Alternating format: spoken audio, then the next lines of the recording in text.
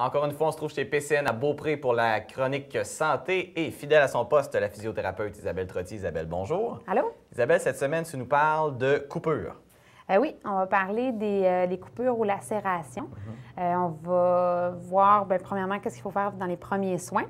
On veut faire une compression, une élévation et un repos. Donc, si ça arrive dans le cours d'un sport, c'est important d'abaisser la fréquence cardiaque pour cesser le saignement le plus rapidement possible, puis aussi pour que la plaie ne soit pas à l'air libre, donc limiter les chances d'infection.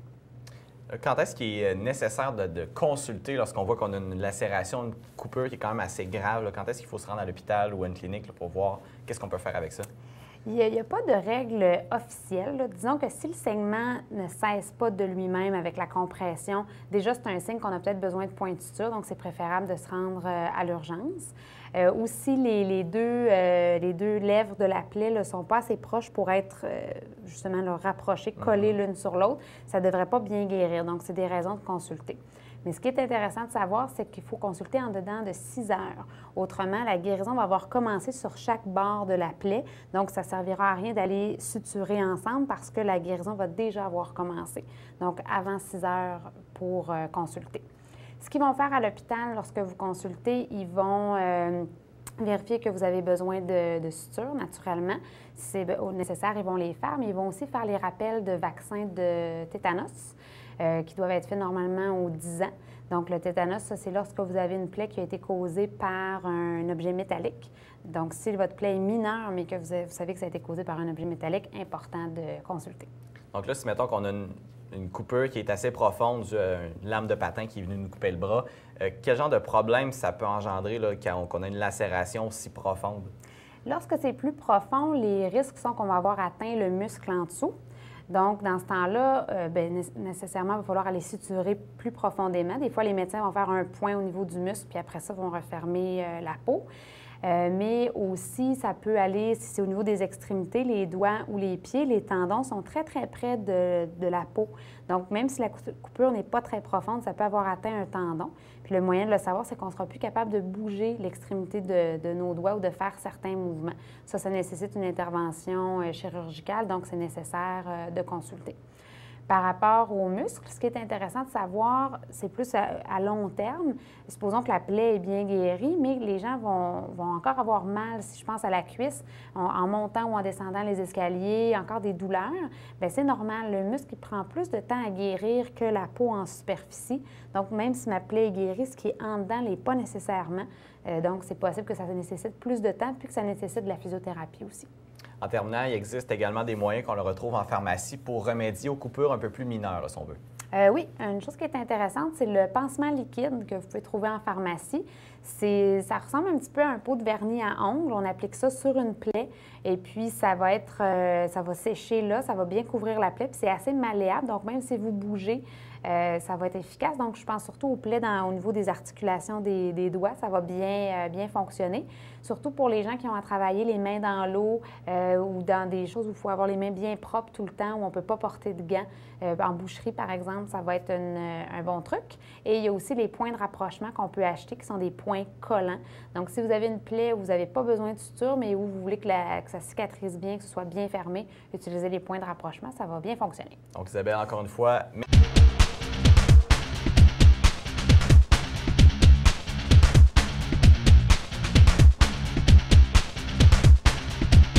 Saviez-vous que le patinage de vitesse remonte à plus de 1000 ans, alors que les hommes laissaient des os d'animaux sur leurs chaussures et glissaient sur des lacs et les rivières gelées en Hollande et en Scandinavie? D'ailleurs, dans les années 1600, voyager sur des lames était devenu un moyen de transport utile pour les Hollandais. Puis, c'est en 1642 que le patinage de vitesse s'est officiellement transformé en sport lors de la création du premier club à Édimbourg. La première compétition, quant à elle, avait eu lieu en Angleterre et se déroulait sur une distance de 24 km. Plus localement, c'est en 1854 qu'on eut droit à un événement similaire. Il avait alors eu lieu sur le fleuve Saint-Laurent. 3 athlètes avaient parcouru la distance entre Montréal et Québec. Maintenant, trêve de faits historiques et retour sur un passé plus rapproché.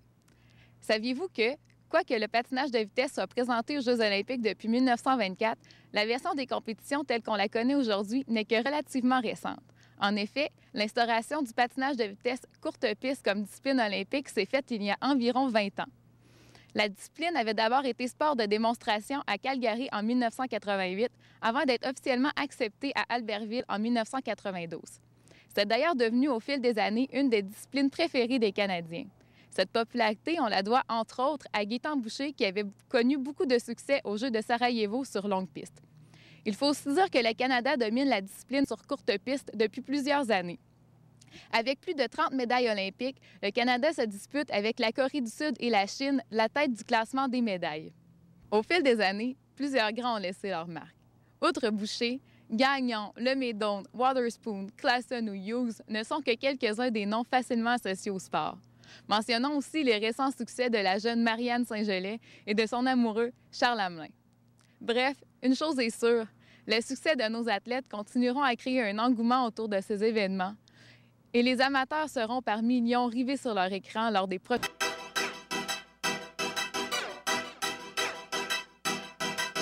S'inscrivant dans la vague de popularité du Red Bull Crash Test, le festival Bois-Châtel en neige a organisé plus tôt cet hiver l'Ultime Challenge Pro Performance.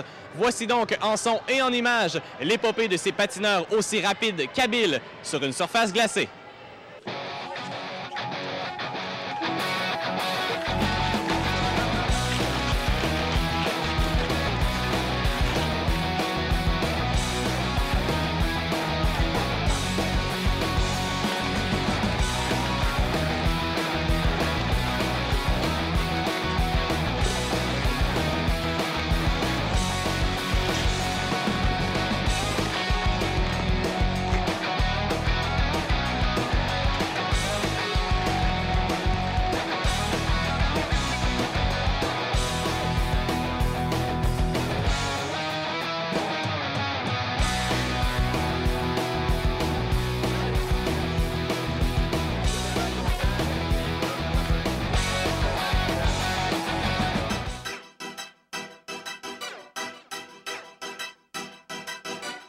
Je me souviens est une présentation de l'aventure Resto Relax.